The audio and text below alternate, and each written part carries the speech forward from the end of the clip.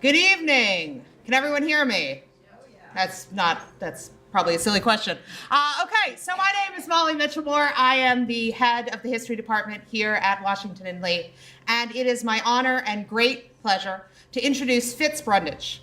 Before introducing our distinguished speaker, I first would like to express my appreciation to Professor Ted Delaney, whose idea it was to bring Fitz here tonight.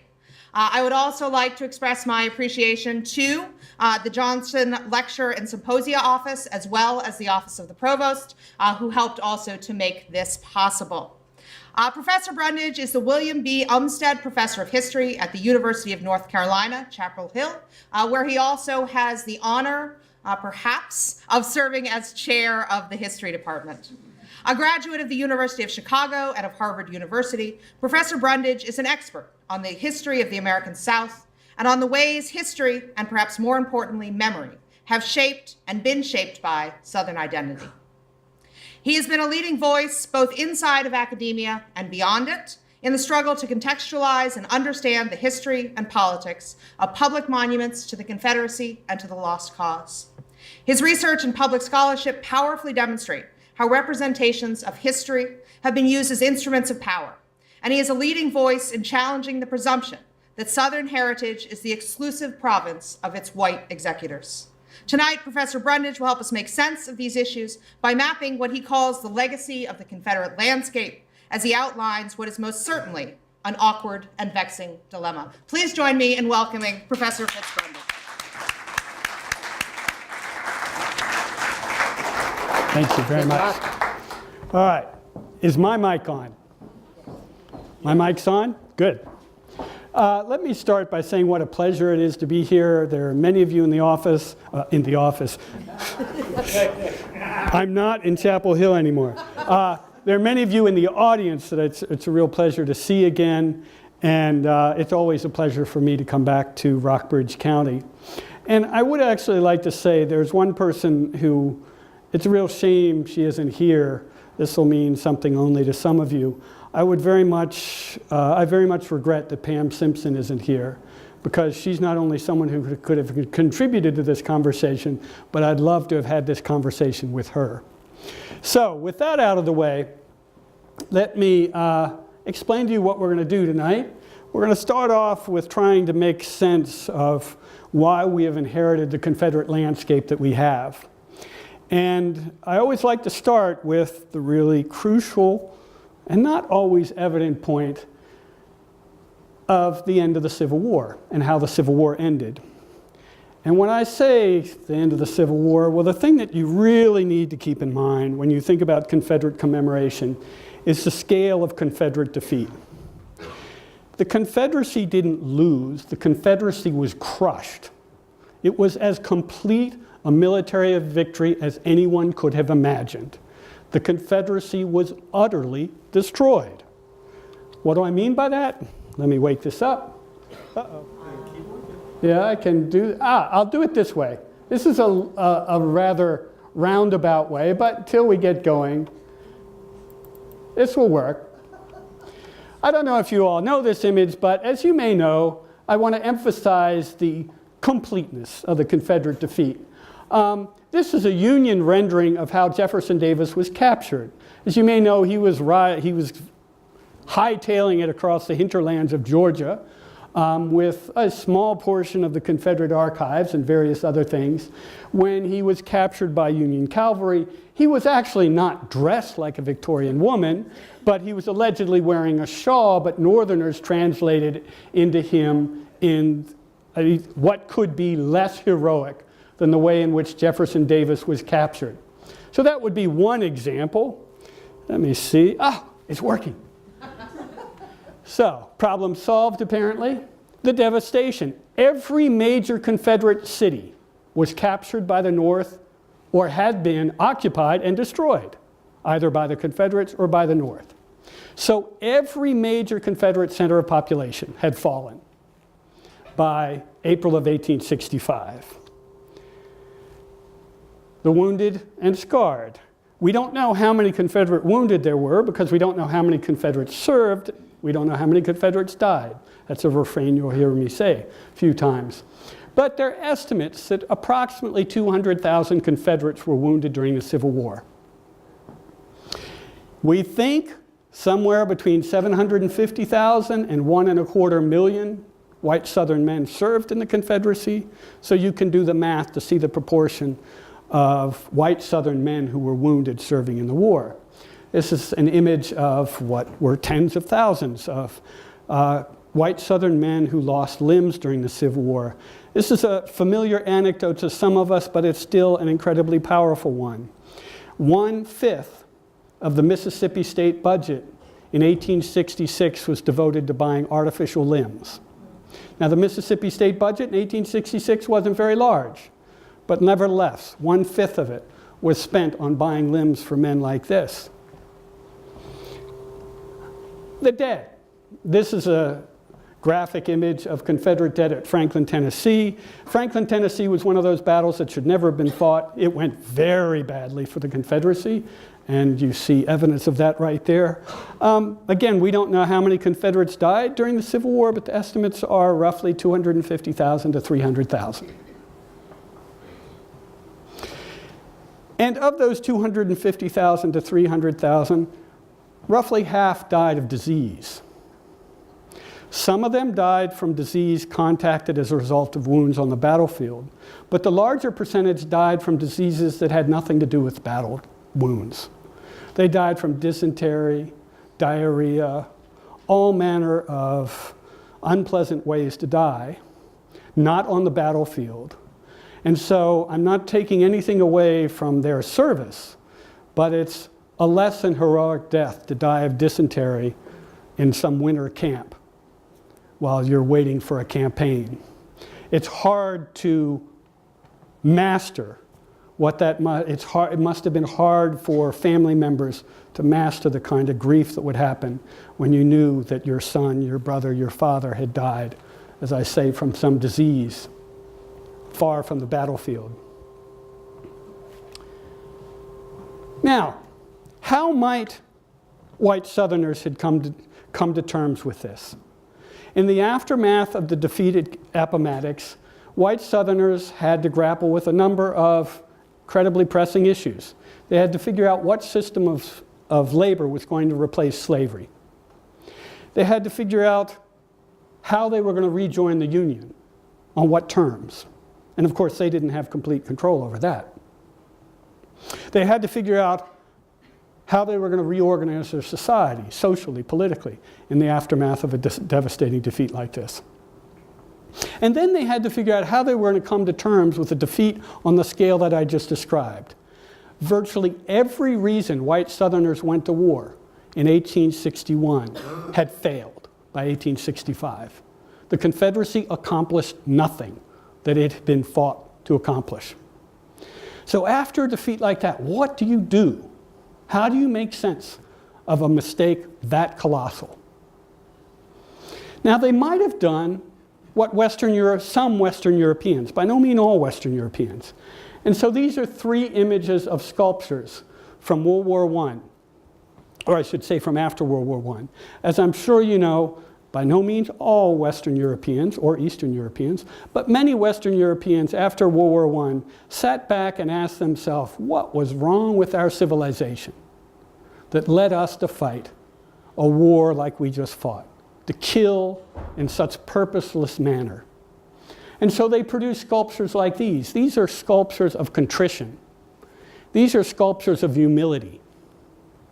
These are sculptures that ask you to question the utility of violence and war.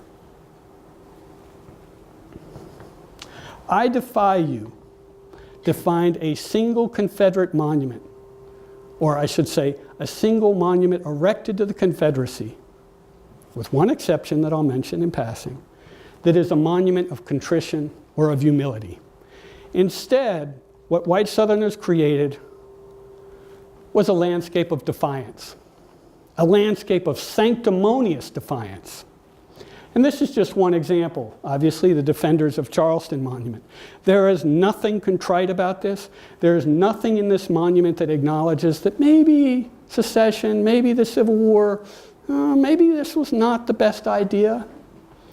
There's nothing that acknowledges that there was anything questionable about the Civil War in the overwhelming majority of monuments that were erected to the Confederacy in the American South. I mentioned one exception, and I encourage you, if you ever have the opportunity, to go look for the Battle of Nashville Monument in Nashville, Tennessee. It has an interesting history. It was started before World War I, but the UDC took a while to raise the money, and they didn't finish it until after World War I. And it is actually as close to a pietà as you'll find in the American South. It's a lament about war. It's a lament about death. But it is a product of World War I, not of the Confederate commemorative spirit, even though it actually is supposed to commemorate the Confederacy. So I want to get into this question of where this landscape of defiance comes from. And to do that, I want to talk a little bit about some of the actors who were responsible for creating it. Don't get alarmed. I'm not going to talk at great lengths about these people.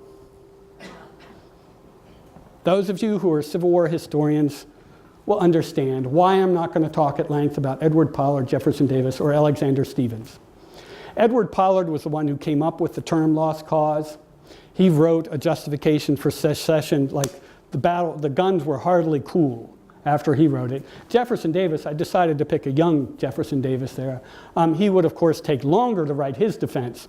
It's 2 volumes. I honestly doubt that anyone has read both volumes. I sincerely doubt it. And Alexander Stephens was the vice president of the Confederacy, and I picked that picture because that's how I feel after I read Alexander Stephens. These books, they're interesting if you're interested in the kind of hermeneutics, the interior logic of the secessionists.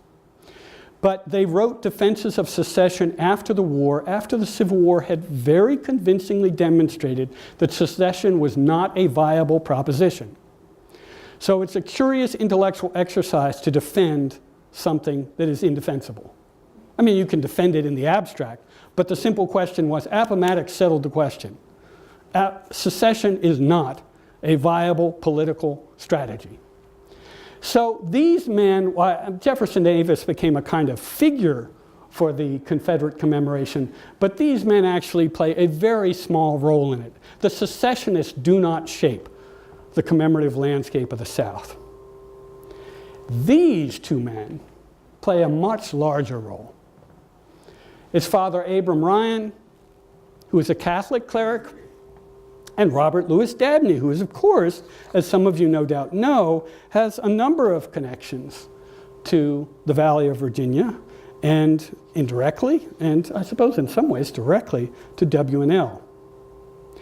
The reason why these men were so important is because they helped white Southerners address what must have been a very profound question.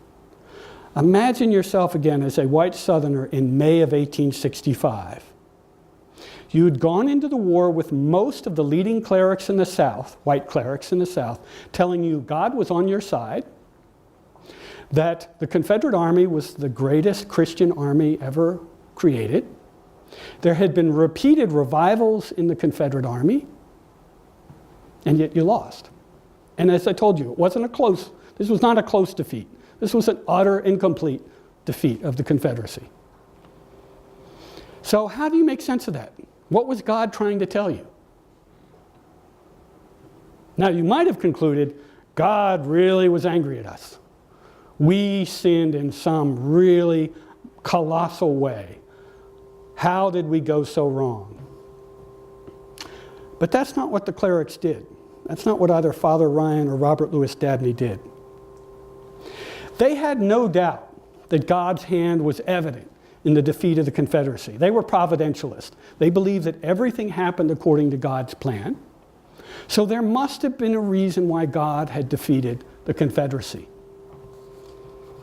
So there's some transcendent purpose here. Well, the way they resolve this is, rather than seeing Appomattox as a sign of God's wrath, it was actually a sign of God's love. God was using the wicked Northerners to chasten his chosen people, white Southerners. They were like the latter-day Israelites. right? God periodically chastised the Israelites, but it was all because he loved them, and he had some larger purpose for them. So Father Abram Ryan, he was a Catholic, which is kind of interesting because you don't think of, you think of the Confederacy and of course the Confederate Army as being a very Protestant enterprise, but nevertheless, he was a Catholic from Maryland, born in Maryland, grew up in Missouri, joined the Vincentian Order, and he actually left the order during the Civil War to be a kind of freelance chaplain. Just go around and find, Confederate units that wanted a chaplain. And after the Civil War, he started writing poetry. Very, very popular poetry. And I just quote a few lines that will give you some idea of how he interpreted the loss of the Confederacy. Quote, "There's grandeur in graves. There's glory in gloom. Each link of the chain that enslaves shall bind us closer to thee." What is the link of the chain here? He's not talking about slavery, African Americans being enslaved. He's talking about the chains that white Southerners were forced to wear as a result of defeat by the Union. So in these and other lines, what he was telling white Southerners was that what they suffered during the Civil War was or as a result of their experiences in the Civil War, they were being reminded that God sometimes chastened those he loves the most. And let me use a quote now, this time not from a Catholic, but from a Methodist. South Carolina Methodist said, quote, "To be innocent and to be oppressed are the body and soul of Christianity." So, you don't have to worry about having lost the Civil War. You don't have to worry that God somehow was punishing you. In a way he is. He's testing your mettle. But to be innocent and to be oppressed are the body and soul of Christianity. So this providential interpretation of the Civil War, Robert Louis Dabney carried even further. I'll just interject here. Some of you may know Robert Louis Dabney was Stonewall Jackson's chief of staff and his earliest biographer. But he was also an incredibly important Protestant theologian, Presbyterian. And before the Civil War and after the Civil War, not only did he argue that slavery was just and appropriate, but it was part of God's providential design. God had given white Southerners slavery so that they could Christianize African Americans, civilize them. It was a reward, in other words, for the piety of white Southerners. And he never had any doubts about the justice of the institution of slavery before or after the Civil War. But he went further and implored that God still had a providential destination in mind, a providential purpose in mind for white Southerners after the Civil War.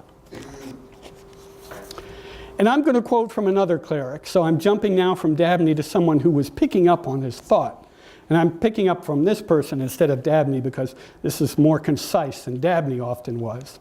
So this is a quote from 1869, 4 years after Appomattox. So this is a cleric who discerns in the trauma of the Civil War a thrilling prelude to the rise of the white South. Quote, "The war has been a necessary disciplinary ordeal chosen by God to prepare white Southern Christians for their high and holy mission as custodians of unadulterated evangelicalism and as honored instruments for the development of a pure Christian civilization throughout this continent and throughout Christendom." Now think about that. This is 4 years after the Confederacy had been defeated. And he is telling them that white Southerners will be the honored instruments to create pure Christian civilization throughout Christendom. These are not people who are humble. So let's start with that. But there's another element to this. What these men did, and other clerics, was they sacralized the Confederacy. They gave the Confederacy not only a Christian purpose, but its defeat a Christian purpose. And think how important that must have been for those white Southerners who had fought this devastatingly destructive war. Not only was the war not immoral, as these clerics were telling it, but no individual Confederate was responsible for the defeat. There was a providential purpose here. God had somehow planned it to happen this way. So white Southerners didn't have to carry the guilt that somehow, if I had just made it over the stone wall on the third day of Gettysburg, everything might have changed. No, that wasn't God's plan. So not only was the Confederacy sacred and the struggle sacred, but it all, as I say, had a purpose. Now, I'm going to go off on a tangent here because the sacralization of the Confederacy is really enormously important in the white South. And we can see manifestations of it. You used to be able to see it at Grace Episcopal Church here. You still can, but it used to, of course, be Robert E. Lee Episcopal Church. There's Lee Chapel. But I'm just going to use an anecdote from my own childhood. I assume there's nobody here from Leesburg, Virginia, other than me. Anybody? Well, as a child, I used to attend this Episcopal Church, St. James Episcopal Church. And hanging from the rafters, it's really a lovely church, I think. It's quite picturesque inside. Hanging from the rafters was the American flag, the Anglican flag, the flag of Virginia, the Episcopal flag, and the battle flag of the Confederacy. Now, what the heck was the battle flag of Confederacy hanging in St. James Episcopal Church? I think I've just explained part of the reason why it was hanging there. It was hanging there until the 70s, as far as I know. Last time I was there, I don't believe it was still hanging there. But that kind of sacralization, as a child, I just thought, hey, during sermons, looking around, battle flag of the Confederacy, then I could think about the Civil War. I never thought about why it would be hanging in a church. All right, next group of actors. These are ones who obviously would be participants. These are the veterans. These are the men themselves who fought in the war. These are the men who are wrestling with defeat, wounded, all sorts of issues. So I just picked a picture of the United Confederate Veterans gathered in Union County, North Carolina. And then this is the paraphernalia that went along with United Confederate Veterans meetings, or as they were called, encampments, in the late 19th into the early 20th century. Well, you would imagine what veterans wanted most of all was, of course, the veneration of their society and the lifting of the stigma of defeat. And the clerics, as I've just mentioned, did a long ways to helping that.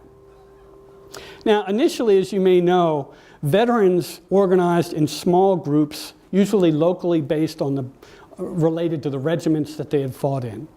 So there might be a Dahlonega, Georgia unit or an Oglethorpe infantry unit, whatever. These were local groups that maybe did some local commemoration, putting up a tombstone for a particular officer or something like that. And they did some local charity work with members of their regiments who were impoverished or wounded or whatever the issue may have been. But they weren't organized in any systematic way, and they certainly did not come close to mustering the full strength of the veteran population of the South. That remained the case until 1889, when they gathered together and formed the United Confederate Veterans. There was one group between the period of time of the end of the Civil War and the founding of the United Confederate Veterans, which had a slightly more significant purpose, or I should say significant influence for our story today. And that's the Southern Historical Society, which was a group that was founded mainly of officers who wanted to bring together the extant papers of the Confederacy, because with the collapse of the Confederacy, Confederate records, some fell into Union hands, some were in people's trunks in their houses. They were scattered all over. And so the Southern Historical Society was trying to pull together those records so that they could compile a history of the Civil War. Well, what those veterans began to do was, while clerics had addressed, if you will, the religious underpinnings of the Confederate defeat, the veterans started to compile a military justification for the defeat of the Confederacy. And they were enormously successful at this, and we're all familiar with the line of argument that they developed today. In its bare outlines, it boils down to this. The Confederacy lost for one reason: the superiority of the North in its industrial production and population. Otherwise, in virtually every regard, Confederates had been superior to the North. The Confederate common soldier was braver and more tenacious. Confederate generals were more capable and more heroic. And their cause was certainly much more pure and much more romantic. So the cumulative logic of the veterans' argument was that if somehow there had been a fair fight between the North and the South would have won. I just want to point out, history doesn't work that way.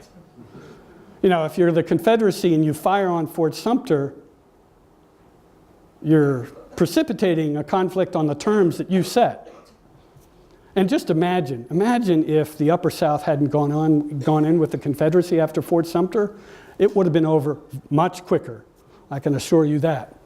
So in any case, the logic of the veterans, as I say, was to stake out an argument that the Confederate war had been fought by uniquely valiant, uniquely heroic, and uniquely militarily competent Confederates. The monuments, of course, will reflect that line of thinking. Now we're talking about, if you want to talk about the muscle, the brains, and the financial acumen behind the Confederate commemoration, we're talking about white women of the South. I chose this picture just to emphasize the United Daughters of the Confederacy was a national organization.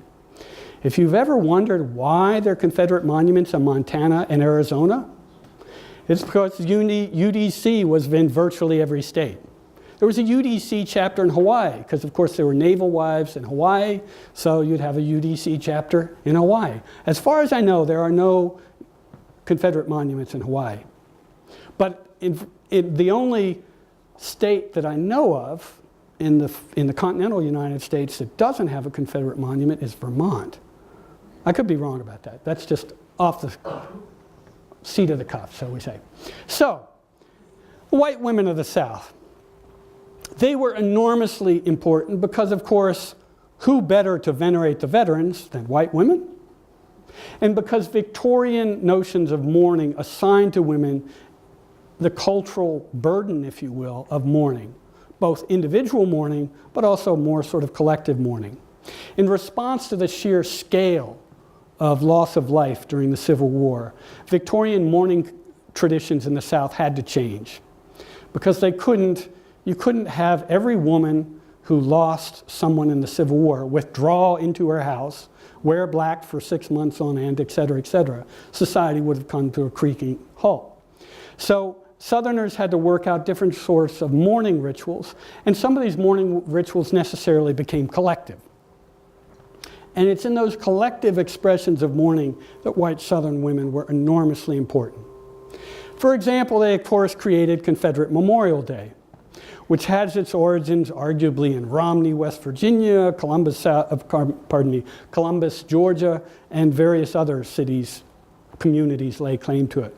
Sometime between 1866 and 1867, women in various communities in the South decided that the Confederates needed to start marking Confederate graves, or I should say survivors of Confederates, and to create a holiday to celebrate the military sacrifice.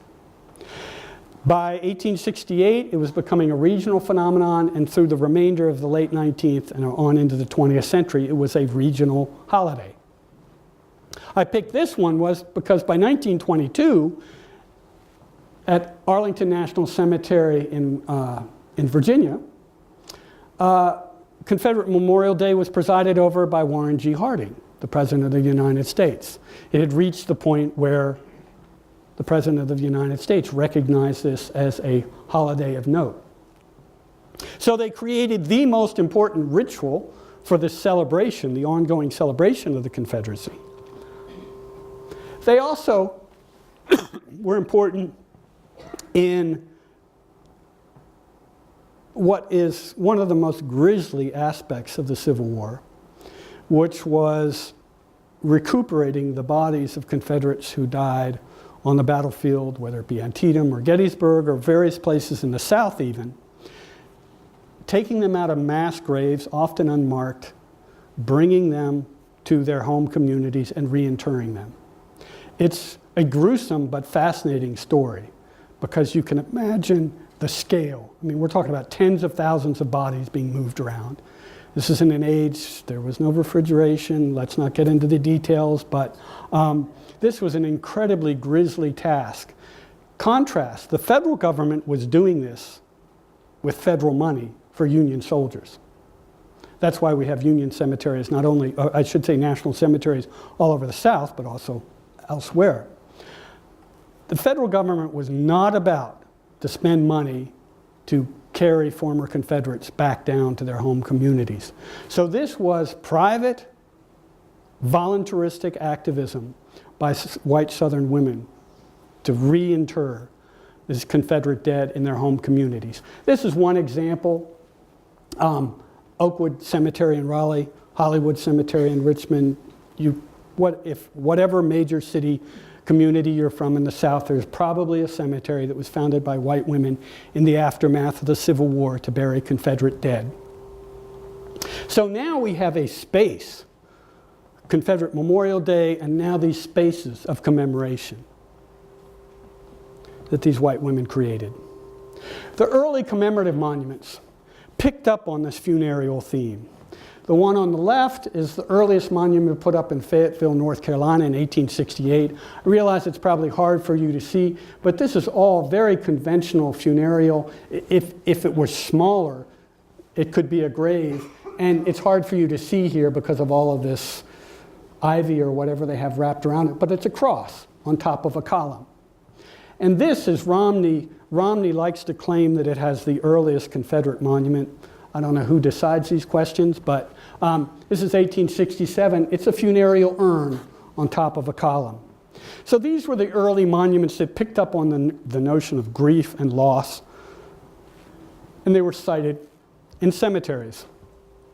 By the late 19th century, of course, white Southern womanhood had organized themselves into much larger organizations, like the United Daughters of the Confederacy, and they had the kind of cultural prestige and power so that they could start erecting enormous monuments in public space.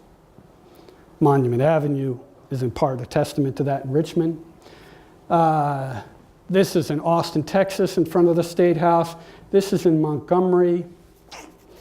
And to be honest, I can't remember where that is. But these are grandiose public monuments in the most conspicuous public spaces the United Daughters of the Confederacy could gain access to. So monuments that had started out in a funereal setting, in a cemetery setting, have now migrated into the public spaces of the South. And as I said, these are monuments of defiance. These are monuments that explicitly, fully, and openly not only embrace the Confederacy, but celebrate the Confederacy. And lament, many of them openly lament, the defeat of the Confederacy. All right, now I want to change to jump to talk a little bit about Robert E. Lee here. Because Lee is enormously important to both addressing this, but also enormously important to all of these actors, as I'd like to explain why. So let me start off with a simple point that Robert E. Lee, got to catch up with myself, was crucial for the veterans.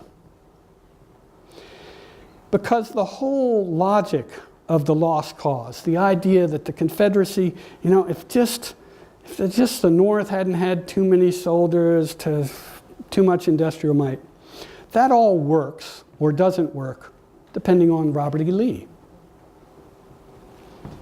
Because Robert E. Lee was, after all, so military, he was so adept as a general, that he makes the logic of that argument coherent, possible. So there's Lee, the indispensable man. If not Lee, who?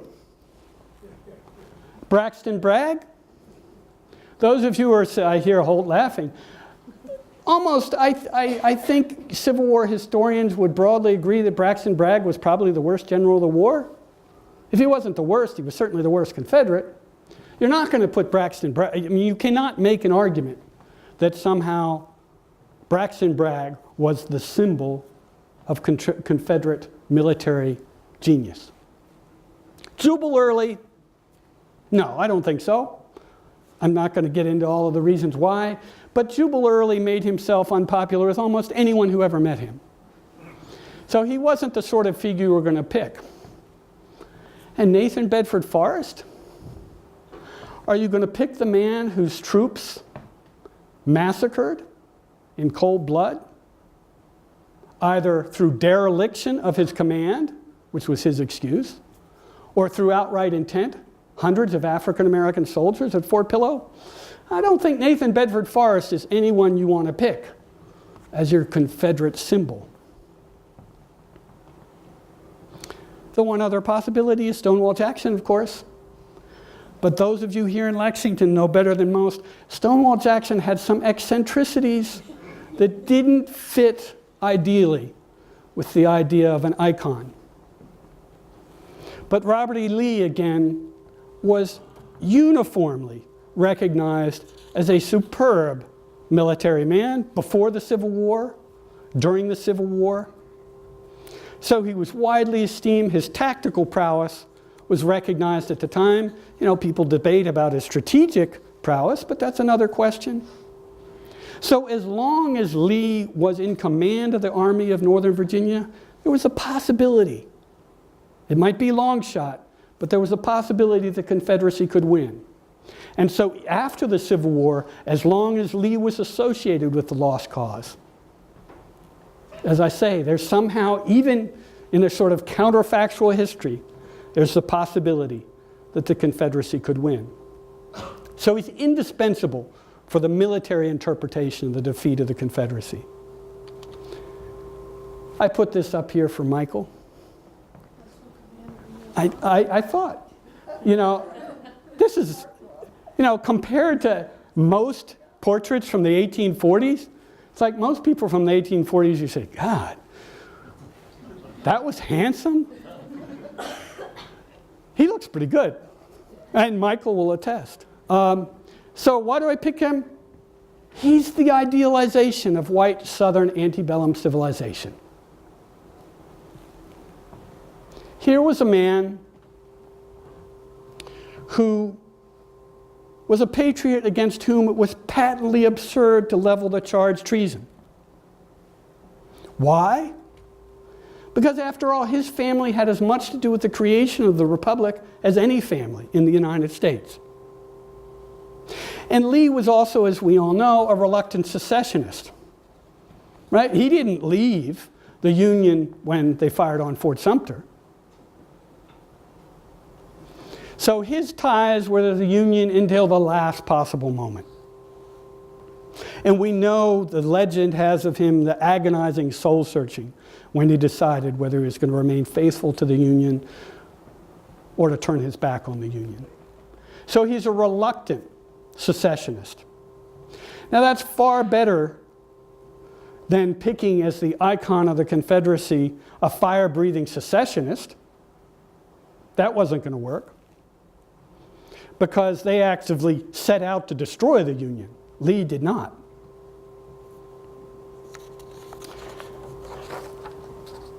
And that's really important because, in the end, the Civil War was a war of choice. The Confederacy decided to declare war on the United States and precipitated the war. Far better to have somebody who didn't have a hand in that decision, didn't play any role in the start of the war. So his reluctant decision to take up arms against his nation could become a kind of encapsulation of the idea that really white Southerners hadn't wanted to fight the war. They had been forced into it. That may have been true of Lee, but that wasn't true of many others. And then there's Lee's relationship to the institution of slavery. And here I think it is really crucial that Lee was a member of the fading Virginia gentry. Think how important that is. By the time that Lee was mature, was coming of age, the Lee family had lost much of its wealth. They had once had a great deal of wealth. By his generation, much of that wealth was gone. I mean, they were still wealthy by the standards of most Americans, but not wealthy compared to what they had been. Their political influence was also waning. And there's a generation of Robert E. Lee's, just before Robert E. Lee's, who they suffer one political defeat after another, and they take it very badly. They didn't think that was right. So there's a certain romance to the kind of faded gentility that Robert E. Lee represented.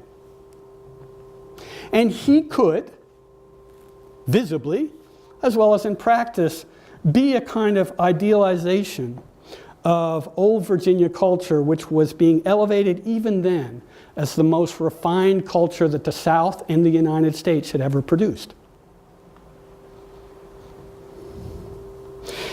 And think of it. He was a far cry from those hard-striving white planters who were wrenching from the land wealth through cotton and wrenching from the bodies of black people wealth. That's not what Lee was doing. So it's inconceivable that the architects of the Confederate commemoration would have picked some of these other figures. They weren't going to pick, for example, Nathan Bedford Forrest. Without delving into Nathan Bedford Forrest's sordid life, I'm just going to quote from his obituary. This is a great line. He was known to his acquaintances as a man of obscure origin and low associations, a shrewd speculator, a Negro trader, a duelist, but a man of great energy and brute courage. That's good on the battlefield, but that's not the figurehead you want of a great cause. The irony, of course, was Nathan Bedford Forrest was much more representative of the Old South than Robert E. Lee ever was. But that's not what you look for when you look for an icon. You don't want the representative person, you want the exceptional person. So Robert E. Lee was how many white Southerners wanted to see themselves and how they wanted to be seen. And wouldn't you rather look like Robert E. Lee than Nathan Bedford Forrest? But I digress. And finally, Lee was less tainted by the institution of slavery than many leading Confederates. As you know, a central tenet to the dogma of the lost cause was the Civil War was not fought over slavery. It was fought over states' rights. It was fought over the oppression of the South by the North, the threat to the Southern way of life by Northern treachery, et cetera, et cetera. Now that claim has a superficial plausibility if Robert E. Lee is your representative Confederate. He was not a vociferous pro-slavery advocate like Jefferson Davis. He did not call slavery the cornerstone of the Confederacy like Alexander Stephens. And he did not get wealthy, although this is only part of Nathan Bedford Forrest's wealth, but he was not a slave trader who made wealth from buying and selling of slaves. And this is in part because Robert E. Lee was, of course, from Northern Virginia. He was from a part of the South where slavery was already transitioning, undergoing rapid change. And the institution in Northern Virginia was a very complex institution that looked very dissimilar from the institution that existed further to the South. My point is not that the slavery of Northern Virginia was somehow less onerous, less cruel, that it was somehow more humane, but that the cruelties of slavery in Northern Virginia were less conspicuous. And Lee, of course, also authored scattered laments about the institution of slavery. And they offer crucial evidence that's needed to make the argument that the archetypal white Southerner lamented the institution of slavery, lamented the obligations to maintain the institution of slavery, and lamented the obligation to enslave blacks for their own good. And then there's Lee's post-war career. The fact that Lee became an educator at Washington College is crucial to his place.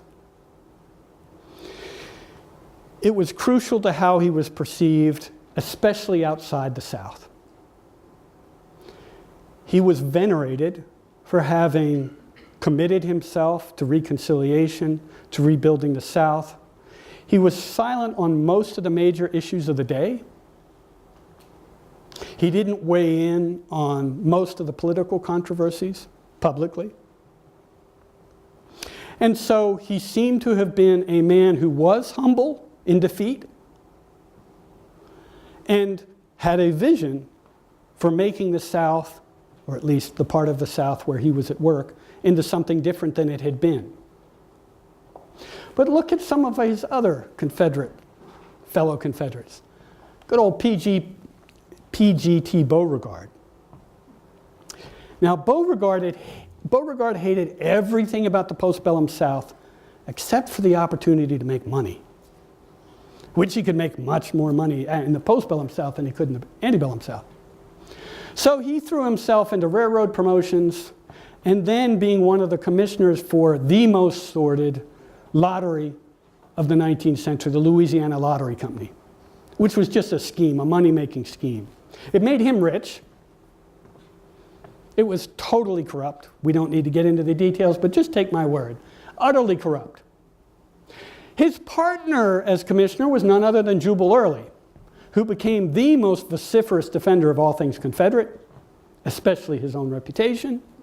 And he too, as I said, was a commissioner for the Louisiana Lottery, making himself very, very wealthy. That's not the kind of image you want for Confederates, who, after all, remember, Confederates are not supposed to be driven by the holy dollar the way Yankees. Yankees always run after the dollar. What about James Longstreet? Brilliant general. James Longstreet had at least 3 defects. These were serious. One, he wrote very critical things about Robert E. Lee. Can't do that. He became a Republican. That's not good. And he supported grudgingly, but nevertheless openly, publicly, the right for African Americans to vote and to participate in public life. Scratch him off. He's got to be erased. How about John Mosby? Dashing, not quite as handsome as Lee, but look at the figure he cuts there. That's a Matthew Brady portrait, by the way, of him in 1865. John S. Mosby, as dashing as could be imagined, very successful in his own way. He became a Republican. That's bad. But even worse, or as bad, he mocked the Confederate commemoration. He had no time for it. Withering wit he devoted to all these efforts by Jubal Early and others to sanctify the Confederacy. So these are examples of post-war Confederates that you can't use. And then you have Lee. I've already listed all of the things about Lee that make him striking. And then, I don't want to say it's fortuitous for the lost cause, but Lee dies in 1870. He dies before the lost cause and the whole commemorative energy starts building. So he's already dead, has no hand in the Confederate commemoration whatsoever. So you can make of him whatever you want, and he can't say a word about it. And so, as I've suggested, Lee becomes the indispensable man. Finally, there's one other characteristic about Lee that's enormously important, and this comes back to what I said about the sacralization of the Civil War. Lee was a devout Christian. So, as I mentioned before, part of the logic of the lost cause and the commemoration of the Civil War was that the Confederacy was a Christian cause, a moral cause, a cause fought with according to God's will. And so it's necessary for a military, political struggle that is providentially ordained to necessarily have uniquely fitting Christian commanders. And so if there hadn't been Robert E. Lee and if there hadn't been Stonewall Jackson, they would have had to invent them. And I just want to briefly mention how this remains true to the present day. If you have the time and inclination, I encourage you to type into your search engine, whatever browser is your favorite, Robert E. Lee is Christian.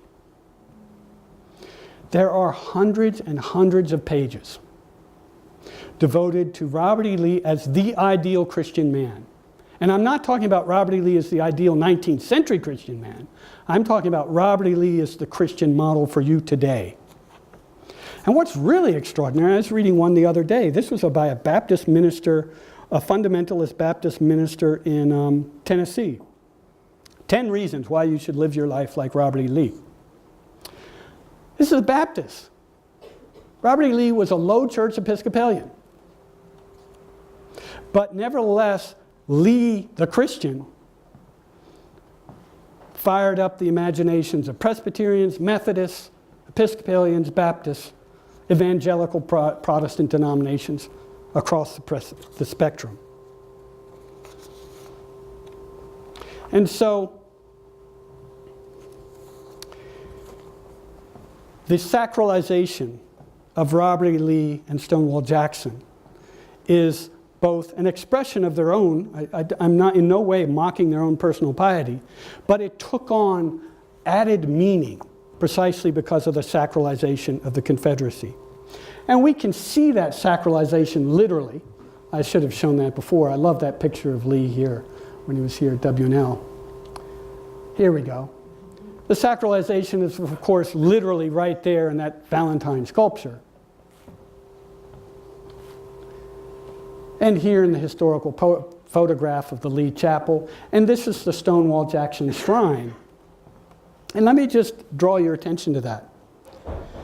The Stonewall Jackson Shrine, where he was, failed to recuperate from his wound at Chancellorsville, that shrine was established in the late 19th century, was taken over by the National Park Service in 1932, I believe.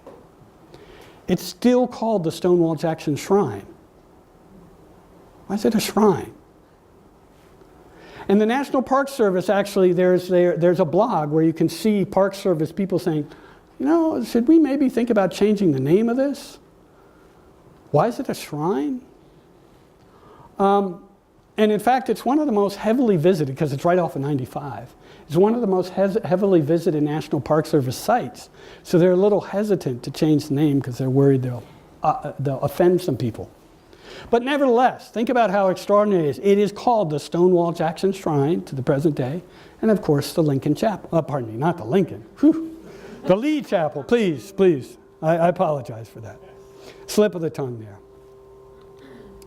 So, now, having gotten us to this point, before I exhaust your patience, a few more things I want to say. What's to be done with this Confederate landscape that we've inherited? It was a vexing landscape for a variety of reasons before 2015. But when Dylann Roof massacred African American churchgoers, that changed a lot.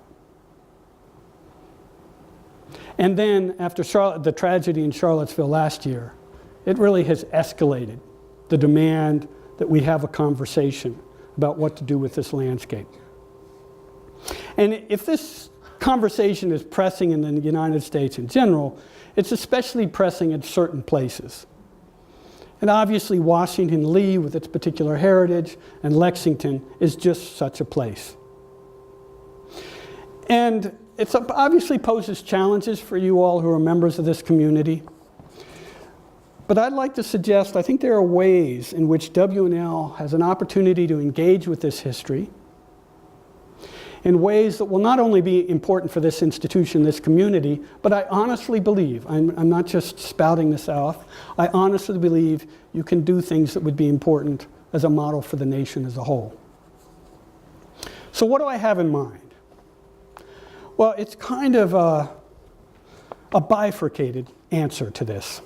First off, I encourage Washington Lee to continue to embrace the historical figure of Robert E. Lee without regret, openly, fully, without reservation.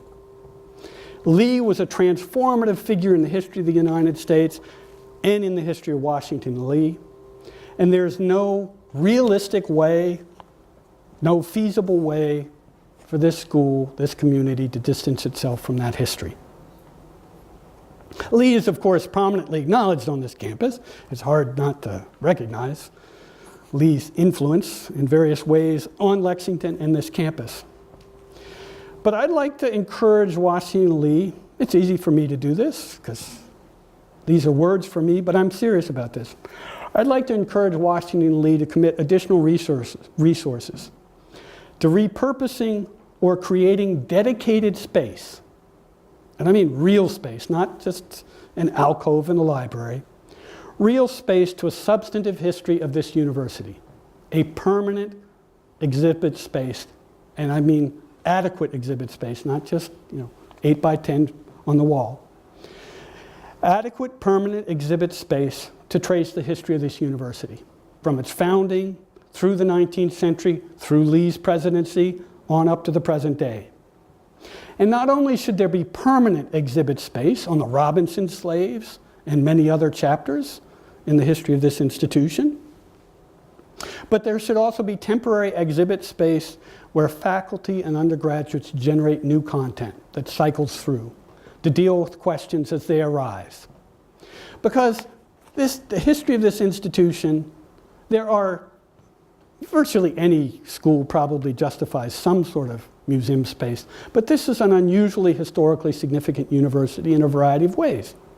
And so it would be wonderful to have exhibit space where you deal with the Robinson slaves, but it also would be wonderful to have a space where you can deal with what it was like to be the first women on this campus in the mid-1980s when the school went co-ed, for example. That's the recent past. So, to do full justice to the history of this institution and to Robert E. Lee's place in it, I think it would be appropriate to have some dedicated, what I might call museum space. Equally important, in such a space, the university would have an opportunity to address the mythic Lee. Because it's the mythic Lee that I see as being most problematic. It's this Lee of commemoration. Again, he didn't have any hand in that. We can judge him for his own actions, but we can't hold him responsible for this stuff. It's the mythic Lee that is preserved in Lee Chapel.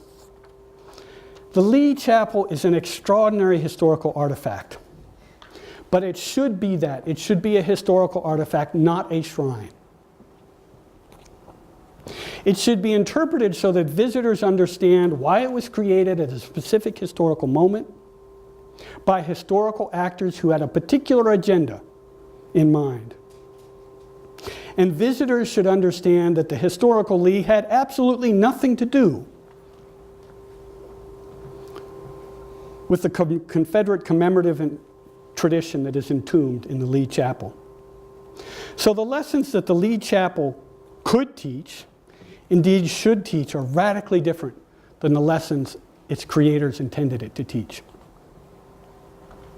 Now, I want to emphasize the Lee Chapel is a unique space with which to teach the history of the lost cause, of the sacralization of the lost cause, which is embodied better or more fully in Lee Chapel than any other space I know of. It's the ideal space to talk about the creation and perpetuation of the mythic Lee, and it's an ideal space to talk about the inextricable links between postbellum white supremacy and the Confederate tradition. So what I'm advocating are two spaces devoted to historical interpretation. One is devoted to the historical narration, or I should say the narration of the history of the university, and one or the other, is the chapel, preserved as a historical manifestation of the lost cause ideology. Now I want to emphasize here, nothing that I've said endorses the erasure of the past. I'm advocating using public spaces that are already here on this university, maybe creating some new exhibit space, that were intended to function as sites of commemoration, to use them instead of sites of historical interpretation. And when you do that, you can then delve into the full complexity of the university's past, and also the historical complexity of Robert E. Lee. Otherwise, what we're left with are Confederate icons, Confederate fetishes. And I do have to ask anyone, what do Confederate fetishes have to teach us that's relevant for us today? Lee, the historical figure, is fascinating. He's a pivotal figure, as I said. But Lee, the mythic figure, is divisive, deeply problematic, and not a figure that I personally believe, we need to perpetuate. And I'm going to take just a few minutes here to ask for your indulgence. This is not something I've ever done before or usually do, but the setting, the occasion, draws me to do it. Last year, in the frenzy of after Charlottesville, I did a lot of interviews. As those of you who are journalism majors know, journalists are writing to a deadline, so they do a Google search, one name pops up, he's been interviewed saying this, I contact them, and it's like a feeding frenzy. They just follow the same vectors. So I got a call from USA Today. And USA Today quoted me, and I suspect USA Today reaches a different audience than most of my quotes normally reached. And I honestly have no idea what I was asked about or what I said. But in the aftermath, this happened whenever I was quoted about anything, I got an email from Wilton E. Carter, Jr. in Charlotte, North Carolina. And he was polite, but I get a lot of these. This is the sort of email I get a lot of times. Now, Wilton is a little unusual. Wilton obviously Googled me. He found out my home address, found out the name of my wife, found out who I contributed money to, what political party I was part of, the value of my house. But you can also see he found out where my mother and father were buried. And he said that it really must have irked me that my mother and father were buried in a cemetery where there were lots of Confederates. This is the classic latter-day Confederate response, tribal response. You cannot say, hold an opinion, express doubts about the legitimacy of the lost cause unless you yourself are tied by blood to the Confederacy. Well, I wrote back to Wilton and I said, you know, it doesn't bother me at all, in fact. I'm very happy that my mother is buried within eyesight of her grandfather, who was a colonel in the Confederacy. And her great uncle was a brigadier general in the Confederacy. Another grandfather was a colonel. And I didn't go on to tell him this, but it's relevant for this, what we're talking about tonight. My great-great-grandmother was Sarah Lee, the daughter of Richard Henry Lee. And her husband, my great-great-grandfather, was Edmund Jennings Lee, who was the son of Henry Lee. You know, that was a Virginia thing. They were first cousins once removed. And that wasn't the end of it. The next generation, they did it yet again. And, well, you can see the end result. So they lived, Edmund Jennings Lee lived in the Lee Fendall House, which if you go to, it's the only one of the Lee houses in Alexandria that's still standing, and it's a museum. And if you know anything about that, their next door neighbors were Charles Lee, next door neighbor was Light Horse Harry Lee, and then there was Edmund Jennings Lee. There were the four Lees who lived literally on corners next to each other. Next door to them was William Henry Fitzhugh. And it was in William Henry Fitzhugh's house that Robert E. Lee grew up, because Light Horse Harry Lee, as we all know, was, what was the right word? Dissipated. And it is from William Henry Fitzhugh that I get my name. My other great-great-grandfather was Richard Bland Lee, the younger brother of Light Horse Harry Lee. Again, a lot of incest in this family. Why do I mention all of this thicket of genealogy? Robert E. Lee is my first cousin 8 times removed. So I have skin in this game, as much as Wilton Carter has. And I can go further. This is my great-grandmother's childhood home, Bedford, which was in Shepherdstown, Virginia. Now it's, of course, West Virginia. This is after David M. Hunter got through with it. It was David M. Hunter's burning of it. Her mother wrote a wonderful letter, stinging letter to Abraham Lincoln, denouncing the Union for its war crimes. And it was as a result of the raid, the burning of Bedford and a few other homes, that of course Jubal Early then went up to Chambersburg and set fire to Chambersburg. So, why do I mention this? Perhaps not for the reason you would think. I didn't tell all of this to Wilton, because he already knew more about me than I wanted him to know. But I mention this because my family connections to any Confederate, to Robert E. Lee, or to anyone else in the Confederacy has no bearing on my authority whatsoever. I don't claim that it gives me any special authority to tell you or anyone else about what should be done about the Confederate heritage.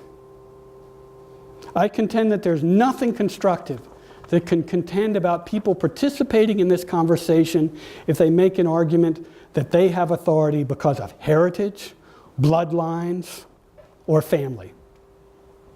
If the Civil War is going to remain salient to the people who live in the South and in the United States today, it can't be on the basis of some tribal identity. This is a conversation that has to be open to everyone who chooses to engage in it in a constructive fashion. And so to Wilton, the fact that his great-great-grandfather died is a tragedy, but I'm not responsible for that. The people who fired at Fort Sumter were responsible for that. And it doesn't give Wilton any greater authority to tell me that those monuments should stand than I have authority to say, because of my background, that those monuments should come down. So as I say, this has to be an inclusive conversation about what is, I believe, the biggest scar on the American landscape today, this Confederate landscape. So thank you all very much.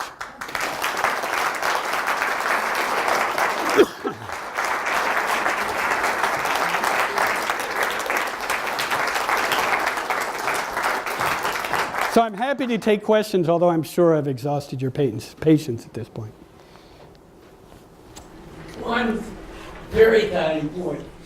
You pointed out that there's no Confederate monument in Vermont. However, the stone in the Confederate monuments in the South almost all came from Vermont, and the sculptors were from Vermont. Yeah. And so Vermont made a lot of money out of this commemoration campaign.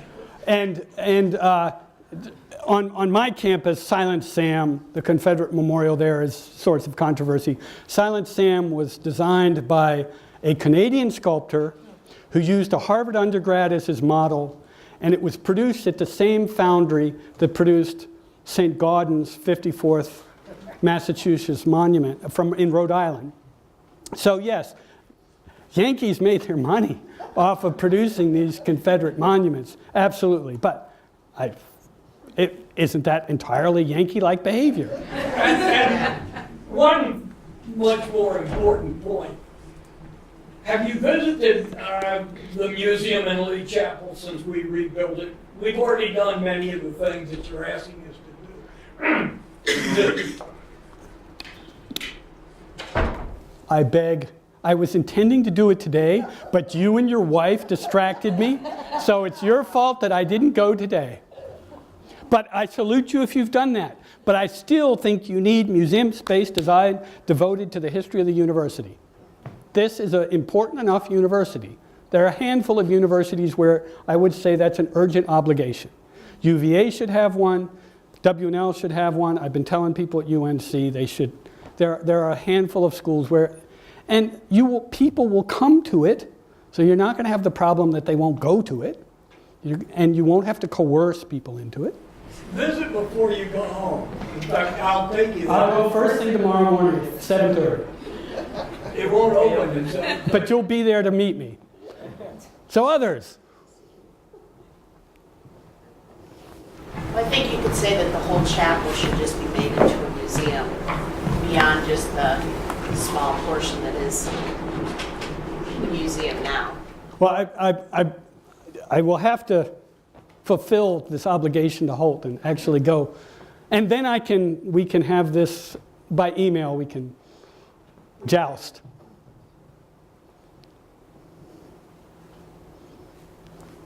Why do you think people are so intent on sort of claiming sort of Confederate ancestry to speak on the Confederacy when it was, I found it quite interesting. My family emigrated long after the Civil War, so I don't have any association with it.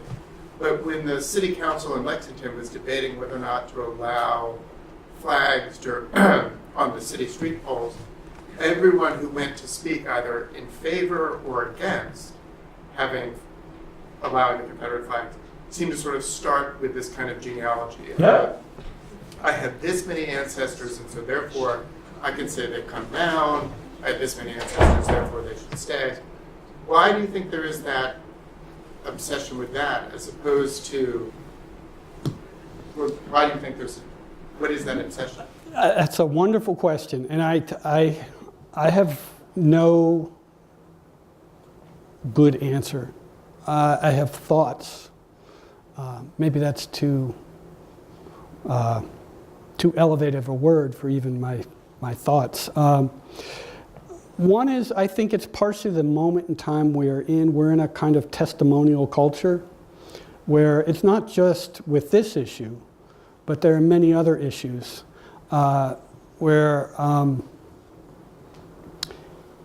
personal identity is invoked to give added weight to a person's position on whatever the topic might be.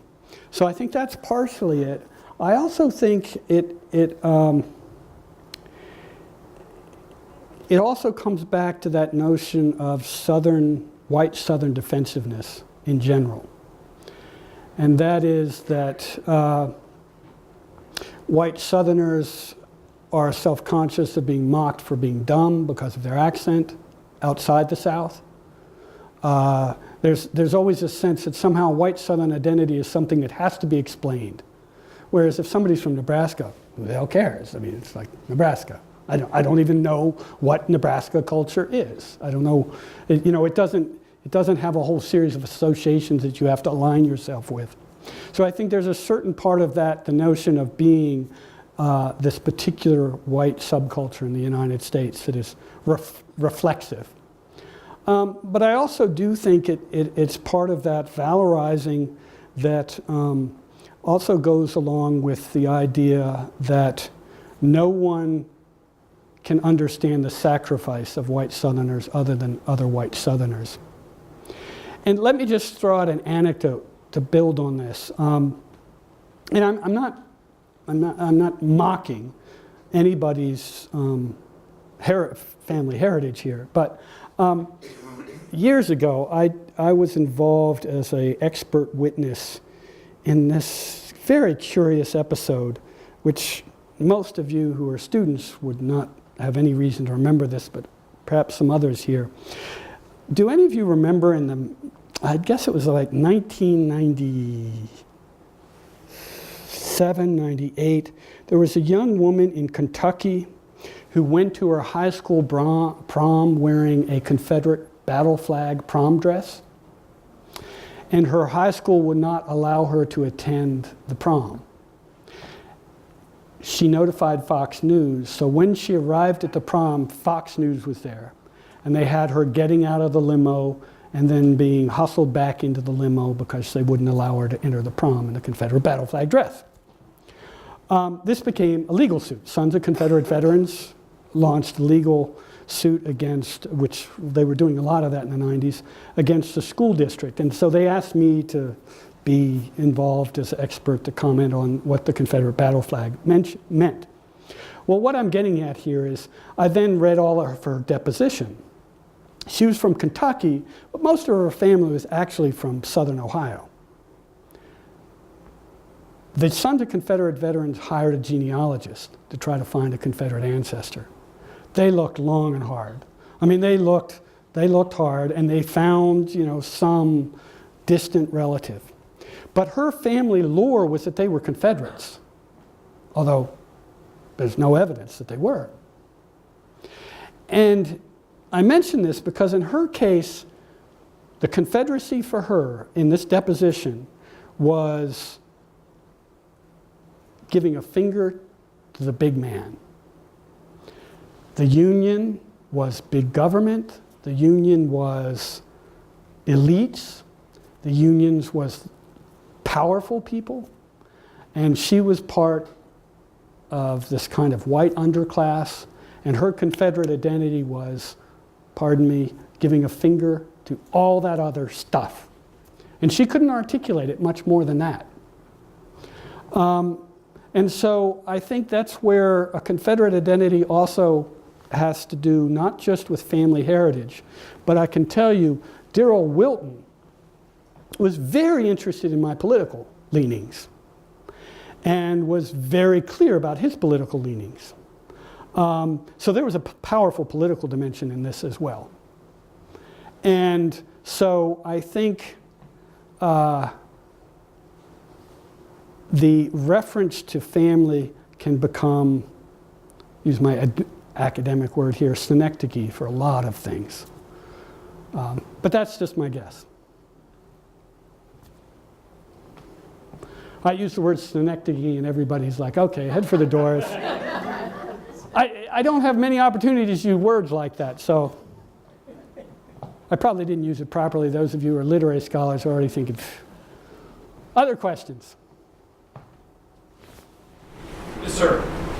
Could you draw roots from the post-war lost cause movement to the political and religious idealism on college campuses like W&L and UVA in the pre-secession South? Okay. I need you to help me with that. Elaborate a little more. So in the pre-secession South, especially on most college campuses, you had a very large proponent of students who felt that they had the need for political and religious reasons to secede. One example being a lot of Confederate officers who left, most of which were younger officers, many of the older officers did not leave, giving a generational gap. Right. So from this idealism, could you tie that to the idealism in the lost cause movement's post? That's a very interesting, thoughtful question. Holt? I think you should answer that. That's a very interesting question I hadn't thought of, because if you think about, there are not lots and lots, but there are notable, as you implied, notable Southerners who stayed in the Union Army. Farragut, the great Union admiral, Thomas, General Thomas, there are others. DuPont. So there are, and now that I think about it, yeah, generationally, these are men who had made their careers in the Union, in the United States Army, Navy, and stayed with the Union. That's very interesting.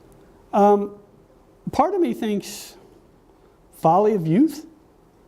I don't mean that to be just pat or glib, but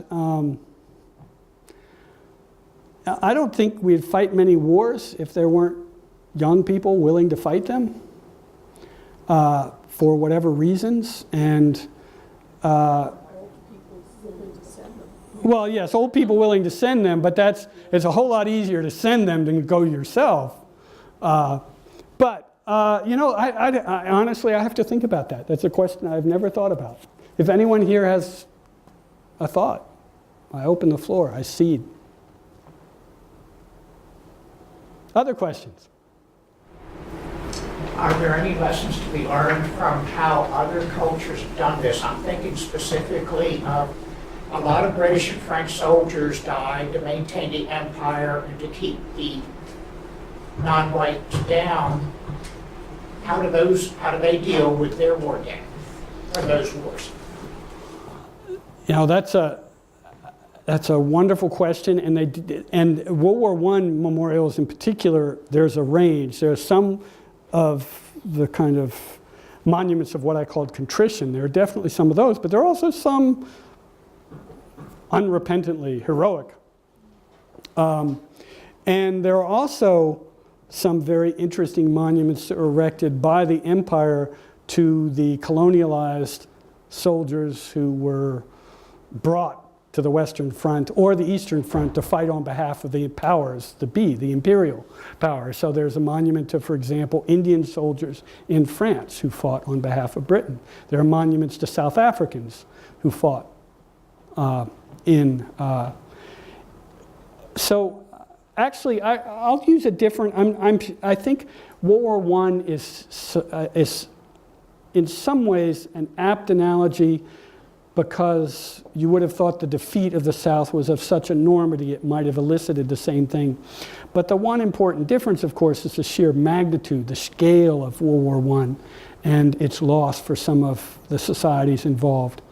So, I was thinking more of earlier, the colonial wars in the 19th century. well, the interesting thing about the colonial wars is that on the whole, this is another important thing about Confederate commemoration that I should mention. Confederate commemoration was part of a commemorative boom in the late 19th, early 20th century in general.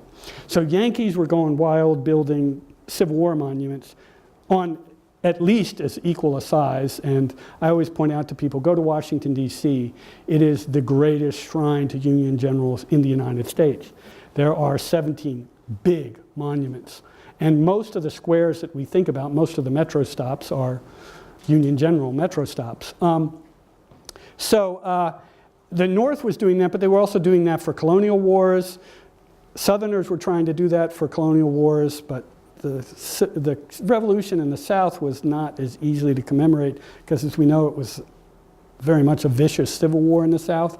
So the colonial war was a tricky one for Southerners to commemorate. The example I was going to use was something I heard about recently, which I think is really fascinating. Do we have any Egyptologists in the room? Good. I can speak with the level of knowledge that I have. I heard an Egyptologist give a paper recently. It was explaining how the Egyptian pharaohs dealt with subsequent or predecessors who, for one reason or another, they wanted to erase from history. They had a fascinating way of doing it. They would chisel off the name, but you can still read it. So it's more or less erased, but you can figure out what it is. And Egyptologists to the present day can. And they would chisel off the name, but they would leave the pronouns so that you could identify the gender, for example, and you could work out whatever was erased. And their point was that it was a very interesting way that the Egyptians had of demoting something to convey that this was no longer hallowed as it was before, but there wasn't an effort to erase it.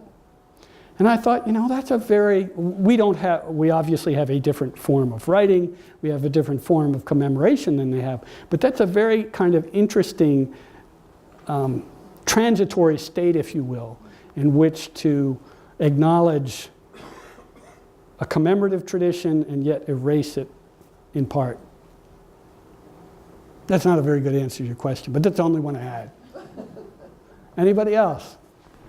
So I am from Charlottesville, and I've been following you exactly as I could. I really have enjoyed your lecture.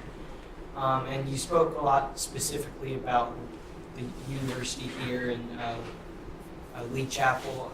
Just being from Charlottesville and what happened there, I'm very familiar with the Lee statue. I honestly would go by it all the time, didn't give it much of a second thought until last year. I mean, I knew who it was, I knew what it was. And again, it wasn't something that like was a hallowed place in my mind, but it is an important part of my history. I'm actually from the north, so I moved to Charlottesville.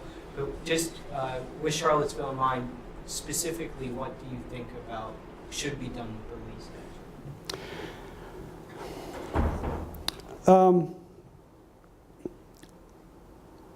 I'm going to answer that this way, and it's not a dodge. My general thought is that communities should engage in what I call commemorative triage.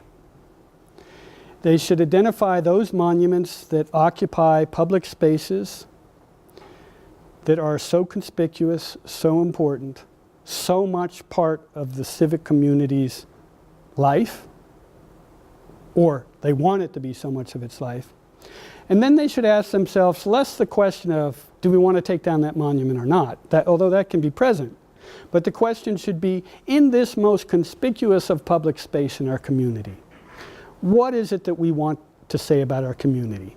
How is it that we want our community to be seen by ourselves and to subsequent generations?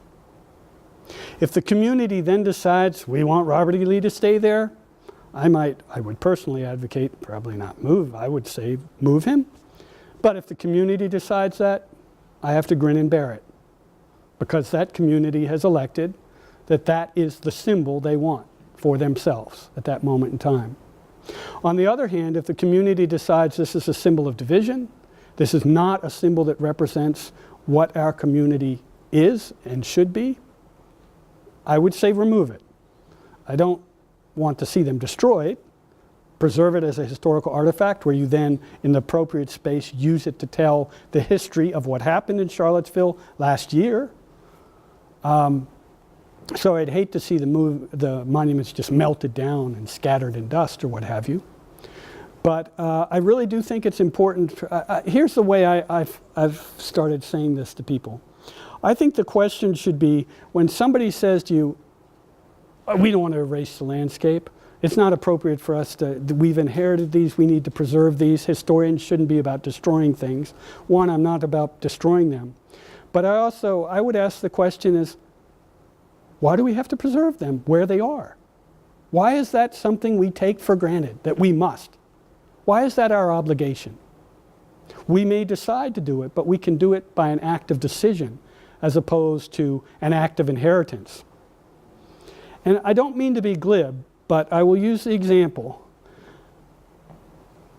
Some of us in this room, I'm sure, have inherited pieces of furniture or knickknacks. You don't throw them out because it was your great aunts or your grandmothers or whatever. But on the other hand, you don't put it in the middle of your living room. That's not your life, how you're going to live your life. And I know that sounds glib, but I would make the same point. At a certain point in time, there should be a half-life for a monument. And you say, okay, at 100 years, is that still what we want to be occupying that space? So I would hesitate to say what Charlottesville should do, but if the will of the community is to move it, I think that's entirely appropriate.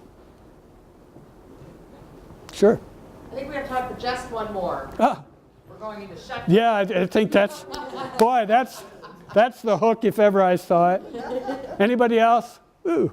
And your microphone is dead. My microphone? Am I talking loud enough anyway? Not enough. Not enough? Fran is. Oh, Fran. Fitz, is there a half-life on the names of United States military bases? Where, how about on public high schools? Yes. Named after bad Confederate generals or even good Confederate generals? Yeah, why would they name a military base after Braxton Bragg? I guess had they run out of every other general by that point? But the biggest one, I mean, it's amazing. It's Fort Bragg. Schools, absolutely. Schools, I do not understand why the names of schools, I mean, it should, of course, be done through a consultative process. There should be discussion about not only the name that you take off, but the name that you put up. But I don't understand why the names of schools, street names, all of these things. But that's where I come back to my commemorative triage. There's only so much stamina in most communities for these kind of debates, conversations. And so you need to start with the ones that you're most concerned about. And then maybe if the community has the energy, then you can get down to the street names. I have a friend who lives in Wilmington, North Carolina, in a suburban development that was built in the 1950s. Every street, it's called Pine Valley, Wilmington, North Carolina. Every street in that subdevelopment is named after a Confederate. And I joke with him, property values higher on Jeb Stuart than Honeycutt? I mean, and some of these people are obscure. I mean, we're not talking, they've got Robert E. Lee, Stonewall Jackson, and Jeb Stuart, but they're going, there are enough streets in there, so they're going well down into the ranks of colonels to name streets. But, that's one where, do you want to fight that battle all the way down to those streets? I would say start where you think conspicuous public space and the symbol of the community is at stake, and then work to the others. But that's just my pragmatism. Well, thank you all very much. I got 14 minutes.